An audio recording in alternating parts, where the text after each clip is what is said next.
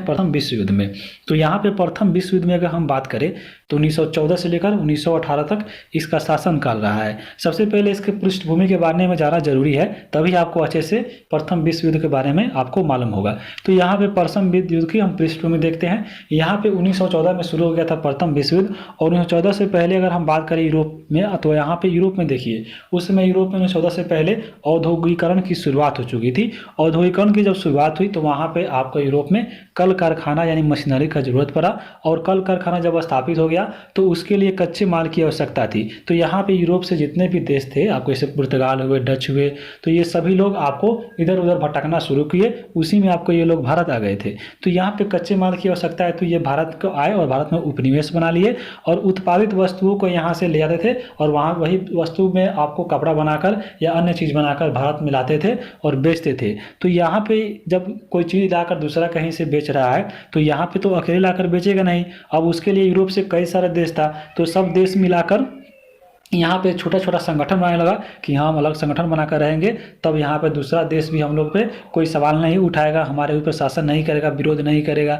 तो उसी में दोनों के मजबूती बनाने के लिए ये दोनों लोग गुट का निर्माण करने लगे, और इसी में आपको दो गुट बन गया। एक आपका बन गया ट्रिपल अलायंस और दूसरा बन गया ट्रिपल अटेंट। तो यहाँ पे ट्रिपल जो अलायंस था इसमें जर्मनी, हंगरी और ऑस्ट्रेलिया था, जबकि ट्रिपल जो अटेंट था इसमें ब्रिटेन, फ्रांस और रूस था। तो यहाँ पे ये दो संगठन बन गया और दो गुट बनाकर आपको भारत में या अन्य जगह जितने भी आपको उपनिवेशिक क्षेत्र थे ये लोग रहकर आपको क्या करने लगे, तो आपको औद्योगिकरण की हेतु अपने कच्चे माल की आवश्यकताओं की पूर्ति करने लगे और अपनी उत्पादित वस्तुओं को लाकर यहाँ पे बेचने लगे। अब यहाँ पे प्रथम विश्व युद्ध क्यों हुआ, इसका तत्कालिक कारण की हम जानते हैं। तत्कालिक कारण की अगर हम बात करें तो तत्कालिक कारण यह था कि आपको ऑस्ट्रिया के जो युवराज थे आर्क ड्यूक और उनकी पत्नी थी फर्डिनेंड, इनकी हत्या कर दी गई थी, और इनका हत्या का जो आरोप था वह आपको ऑस्ट्रिया ने लगाया था किस पे, तो सर्बिया पे। अब ऑस्ट्रिया ने सर्बिया को हत्या का आरोपी ठहराते हुए इस पे हमला कर दिया। तो इसमें आपको जब हमला किया तो ऑस्ट्रिया के जितने भी आपको सहयोगी देश थे, जैसे जर्मनी थे, आपको हंगरी थे, यह एक तरफ हो गया, और सर्बिया का जितना भी सहयोगी देश था जैसे आपको ब्रिटेन, फ्रांस, रूस, अमेरिका, ये सब एक तरफ हो गया। इसी में दो संगठन बन गया और दोनों के बीच में आपको युद्ध शुरू हो गया। वहीं आपको प्रथम विश्व युद्ध कहलाया। प्रथम विश्व युद्ध इसलिए इसको कहा था क्योंकि इसमें 37 देशों ने भाग लिया था।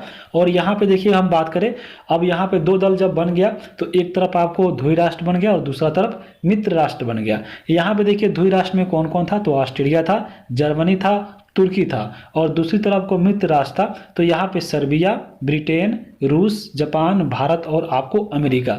तो यहाँ पे इसको मित्र राष्ट्र इसलिए कहा जाता है क्योंकि इसमें भारत भी था, तो यहाँ पे भारत शामिल हो गया। हालांकि अगर हम बात करें जब 1917 में आपको यहाँ पे जब रूस की क्रांति हो गई थी तो यहाँ पे 1917 में आपको रूस बाहर हो गया था और 1917 में अमेरिका इसमें शामिल हुआ था। तो यहाँ पे ये आपको हो गया मित्र राष्ट्र। यह जब युद्ध होने लगा तो आपको मित्र राष्ट्र जीत गया था और आपको ध्रुव राष्ट्र इसमें हार गया था। अब हार गया तो इसके साथ संधि होगा। हारने के साथ जानते हैं जब कोई देश हारता है युद्ध में तो उसके साथ संधि होती है। तो यहाँ पे देखिए कौन कौन संधि हुआ था। तो यहाँ पे प्रथम विश्व के दौरान यहाँ पे देखिए जर्मनी हार गया तो जर्मनी के साथ वर्साई की संधि हुई। उसके बाद ऑस्ट्रिया के साथ आपको सेंट जर्मन की संधि हुई और तुर्की के साथ आपको सेब्रे की संधि हुई। यह बहुत इंपॉर्टेंट है। सेब्रे की संधि के तहत ही आपको तुर्की के सुल्तान के खलीफा जो पद था वहाँ पे उनके साथ अत्याचार किया गया था, जिसके विरोध में आपको खिलाफत आंदोलन हम लोग पढ़ेंगे 1920-24 में, जो आपको आगे देखने को मिलेगा। यहाँ पे आपको हार के बाद ध्रुव राष्ट्रों का खमियाजा भुगतना पड़ा और बहुत सारे चीज़ों पर प्रतिबंध लगा दिया गया। जितने भी ध्रुव राष्ट्र के आपको देश थे जिसमें आपको जर्मनी था, ऑस्ट्रेलिया था, तुर्की था, सभी पे आपको क्या हो गया, सभी पे आपको प्रतिबंध लगा दिया गया संधियों के तहत। उसके बाद यहाँ पे प्रथम विश्व युद्ध में देखिए भारत का क्या योगदान रहा था।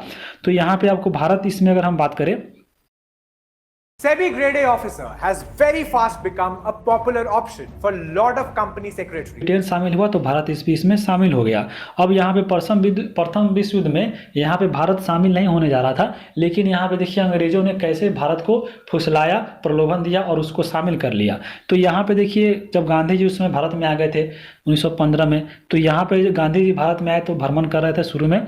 तो यहाँ पे अंग्रेजों ने गांधी जी को क्या बोला कि और आपको कांग्रेसियों को बोला कि शामिल करने हेतु क्यों लोग तैयार हो गए। तो यहाँ पे ब्रिटेन यह कहा भारत को कि हम लोकतंत्र की रक्षा हेतु लड़ाई कर रहे हैं, इसलिए आपको युद्ध में शामिल कर रहे हैं। इस बात से यहाँ पे गांधी जी और कांग्रेस तैयार हो गई और उसमें शामिल हो गया। अब यहाँ पे शामिल हो गया तो यहाँ पे देखिए, तो सेना की जरूरत थी, तो गांधी जी ने यहाँ पे सेना और आपको धन की सहायता की अंग्रेजों की, इसलिए यहाँ पे गांधी जी को आपको सेना को में भर्ती कराने वाला सार्जेंट कहा जाता है। और अंग्रेजों ने इनको जब युद्ध जीत गया तो यहाँ पे गांधी जी को केसर ए हिंद की उपाधि भी दी थी। तो ये भी आपको याद रखना है।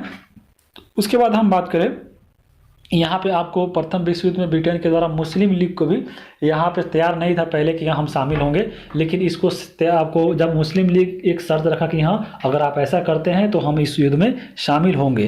तो इसके द्वारा क्या कहा गया था कि अगर द्वि राष्ट्र अगर हारती है, द्वि राष्ट्र में आपको तुर्की था, मान लीजिए अगर तुर्की अगर हारता है तो तुर्की के धारवा और दोनों एक हो गया, और दोनों को एक लाने में सबसे ज़्यादा जो इसमें योगदान था एनी बेसेंट और आपको बाल गंगाधर तिलक का था। तो यहाँ पे इसके लिए अधिवेशन बनाया गया था कांग्रेस का लखनऊ अधिवेशन 1916 में। इसकी अध्यक्षता कर रहे थे आपको अंबिका चंद मजूमदार।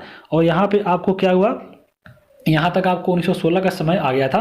तो आपको मालूम होगा जब कांग्रेस का विभाजन हुआ था 1907 में, तो यहाँ पे स्वदेशी आंदोलन के दौरान आपको बहुत सारे नेताओं को जेल भेज दिया गया था, तो उसी में आपको तिलक भी गए थे। तो तिलक 1914 में जेल से बाहर आ गए थे और कांग्रेस के साथ मिलकर लखनऊ पैक्ट कराया और 1916 में होम रूल की स्थापना की थी।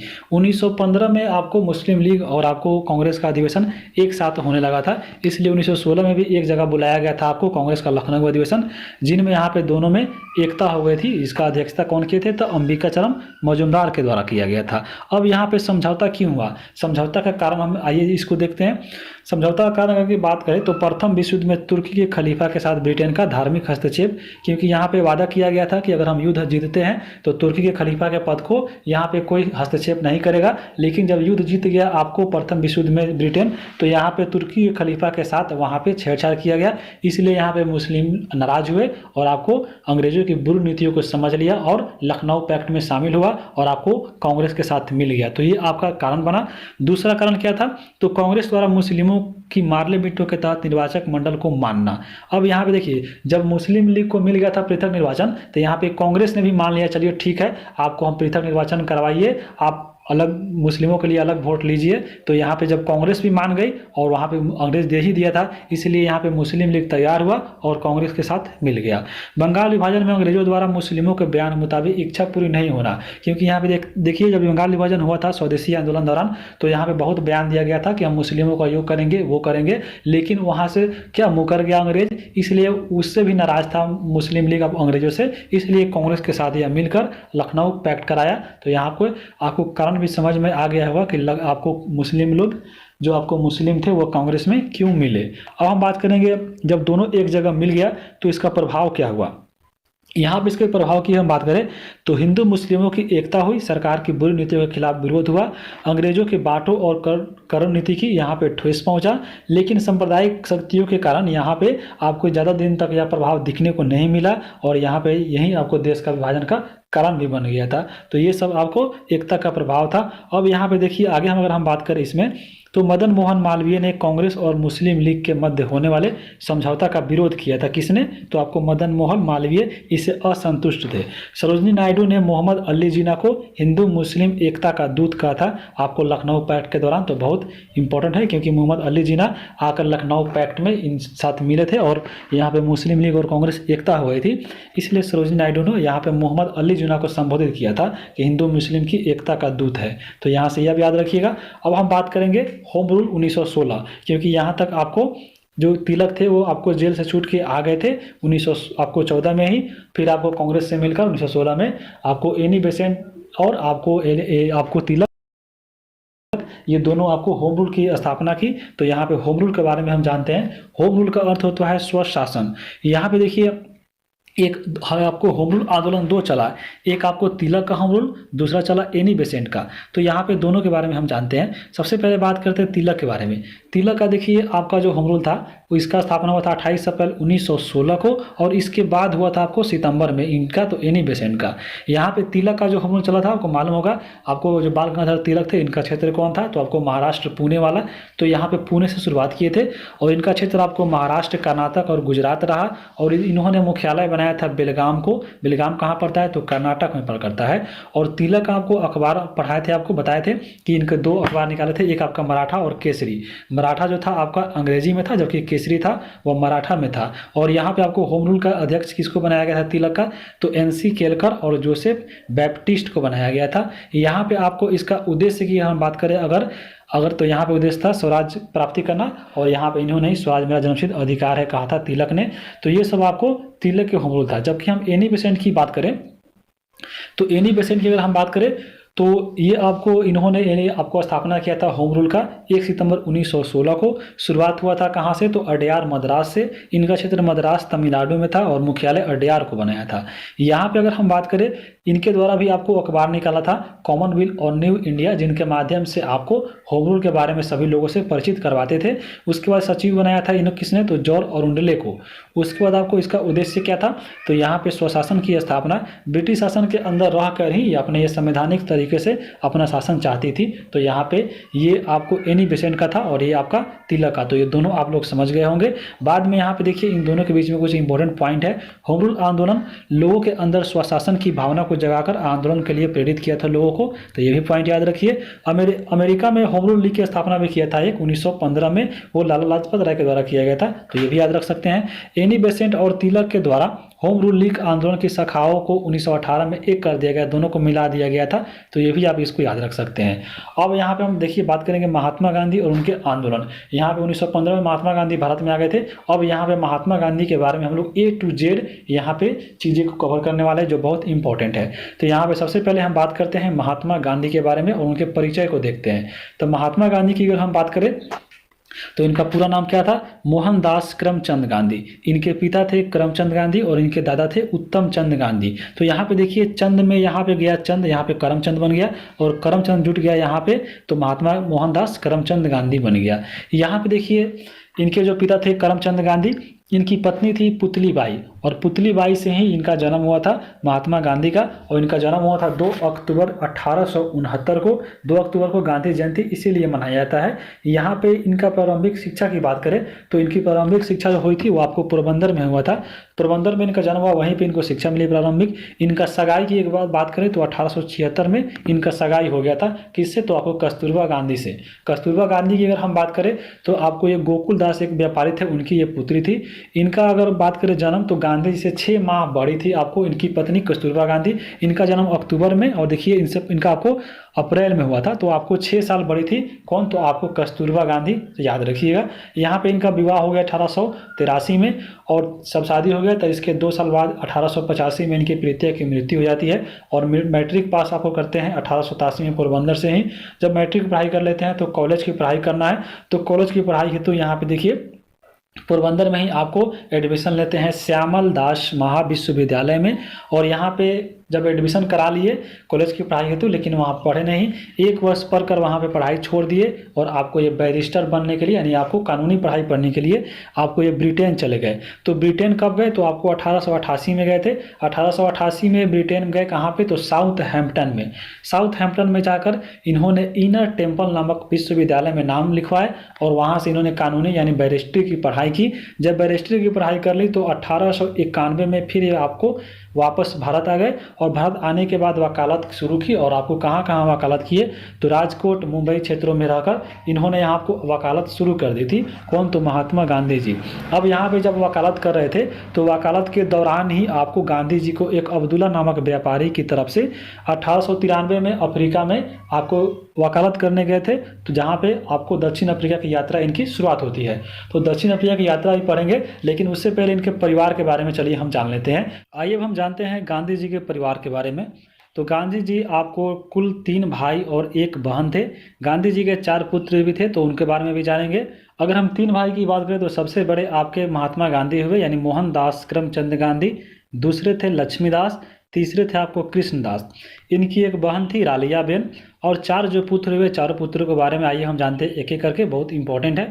यहाँ पे देखिए इनके 4 पुत्र में सबसे बड़े थे हरिलाल, दूसरे थे मणिलाल, तीसरे थे रामदास, और चौथे थे आपके देवदास। तो सबसे इनका जो बड़ा बेटा था हरिलाल, यहाँ पे इसकी इच्छा थी कि हम लंदन पढ़ेंगे, जिसको लेकर गांधी जी के बीच में विवाद हो गया था, क्योंकि गांधी जी नहीं चाहते थे कि हाँ लंदन जाकर पढ़े, क्योंकि उस समय खुद आपको भारत में बहिष्कार हो रहा था विदेशी वस्तुओं का, विदेशी शिक्षा का। तो गांधी जी भी नहीं चाहते थे कि ये आपको जो खुद आपको विरोध करे वहीं जिसका बेटा जाकर पढ़े तो सबको बुरा लगेगा। इसलिए गांधी जी के बीच में और यहाँ पे आपको हरिलाल के बीच में आपको विवाद हुआ, जिसको लेकर 1911 में आपको हरिलाल ने गृह त्याग कर दिया गया था। 1930 में आपको इस्लाम अपनाया था अब्दुल्ला गांधी के नाम से। बाद में आपको आर्य समाजी बन गए थे कौन, तो आपको हरिलाल। दूसरे बेटे जो आपको मणिलाल थे, ये आपको दक्षिण अफ्रीका में ही बस गए। इंडियन ओपिनियन जो आपको संपादक हो, जो आपका पत्र है, वहाँ पे ये संपादक बन गए और इनके वंशज आज भी आपको दक्षिण अफ्रीका में रहते हैं मणिलाल के, तो आपको ये मणिलाल हो गए। उसके बाद हम देखेंगे रामदास। रामदास की बात करें तो जब गांधी जी की मृत्यु हुई थी तो यहाँ पे गांधी जी के आपको मुखाग्नि किसने दिए थे, तो आपको रामदास के द्वारा ही दिया गया था। इसकी पत्नी थी आपको आभा गांधी। आभा गांधी को walking stick of Gandhi ji कहा जाता है, क्योंकि गांधी जी के साथ हमेशा आपको आभा गांधी रहती थी, इसलिए उनको बोला जाता है walking stick of Gandhi ji. इनके एक पुत्र थे जिसका नाम था कानू गांधी। कानू गांधी जी को यहाँ पे गांधी जी के फोटोग्राफर कहा जाता है, क्योंकि आपको कानू गांधी को ही पूरा आपको इसमें इनको मिला था आज़ादी कि हाँ गांधी जी का फोटो कहाँ लेना है कहाँ नहीं लेना है, इन्हीं के अनुसार लिया जाता था, इसलिए आपको कानू गांधी को गांधी जी का फोटोग्राफर कहा जाता है। और आपको चौथे बेटे थे देवदास, जो आपको हिंदुस्तान टाइम के संपादक थे और आपको महात्मा गांधी के सभी आंदोलनों में इनके साथ रहते थे, तो आपको ये हो गए देवदास। तो यहाँ पे इन चारों इनके पुत्रों के बारे में आप जान लिए। अब हम जानेंगे, देखिए गांधी जी का दक्षिण अफ्रीका यात्रा। तो यहाँ पे गांधी जी दक्षिण अफ्रीका कब गए थे, 1893 में गए थे, 1915 में वापस आ गए थे। तो यहाँ पे गांधी जी को आपको दक्षिण अफ्रीका में बुलावा किसने भेजा था, तो यहाँ पे उस समय एक कंपनी थी दक्षिण अफ्रीका में, दादा अब्दुल्ला एंड कंपनी। इसी कंपनी के मालिक थे सेठ अब्दुल्ला, और इसी कंपनी में एक पार्टनरशिप इनके साझेदारी थे अब्दुल्ला करीम झावेरी। तो इन्हीं के द्वारा गांधी जी को बुलावा आया था कि आइए मेरे यहाँ एक दक्षिण अफ्रीका में केस लड़ने के लिए अपने कंपनी के तरफ से। तो यहाँ पे जब दक्षिण अफ्रीका वहाँ पे पहुँचे तो दक्षिण अफ्रीका 1893 में कहाँ पहुँचे थे, तो नटाल बंदरगाह डरबन में है, वहीं पे पहुँचे थे। जब वहाँ पहुँचे तो स्वयं आपको सेठ अब्दुल्ला जो कंपनी के मालिक थे उन्होंने आए थे इनको लेने और बुलाकर अपने घर ले गए थे। और यहाँ पे जब केस सब चला तो यहाँ पे केस क्या था, केस था आपको 40,000 पाउंड का लेन देन का। तो यहाँ पे आपको केस किसके बीच में था, तो सेठ अब्दुल्ला एक आपके कंपनी के मालिक और दूसरे जो इसके विरोध में थे सैयद अली हाजी खान, सैयद हाजी खान थे, इन्हीं के बीच में था। तो यहाँ जब केस चला तो गांधी जी इस केस को जीत गए थे और केस जीतने के पास जो आपको 40,000 पाउंड था इसको किस्तों में पैसा आपको लेन देन का हिस्सा बना, जिसको धीरे धीरे किस्तों में करके आपको पैसा ले लिया गया था। तो ये आपको गांधी जी का केस था। जब यहाँ पे जीत गए तो यहाँ पे कुछ दिनों के बाद आपको मेरित्सबर्ग घटना हुआ। मेरित्सबर्ग घटना क्या था, चलिए हम इसके बारे में जानते हैं। तो गांधी जी एक दिन आपको डरबन से प्रिटोरिया जा रहे थे, इसी के बीच में पड़ता है मेरित्सबर्ग एक स्टेशन। तो यहाँ पे स्टेशन पे क्या हुआ था, तो गांधी जी के पास फर्स्ट क्लास का टिकट था और ये फर्स्ट क्लास वाले डिब्बे में बैठे थे। लेकिन यहाँ पे अंग्रेज आए और अंग्रेजों ने मेरित्सबर्ग स्टेशन पर गांधी जी को उतार दिया और इनका सामान बाहर फेंक दिया, जिसको लेकर गांधी जी बहुत आपको नाखुश हुए और यहाँ पे काले गोरे को विरोध को भी आगे जाकर मिटाया। तो यहाँ पे देखिए अंग्रेज भी देखने को मिल रहा होगा आपको दक्षिण अफ्रीका में, क्योंकि आपको अंग्रेज भी वहाँ पे आ गए थे और आपको दक्षिण अफ्रीका को भी उपनिवेश बना लिया था।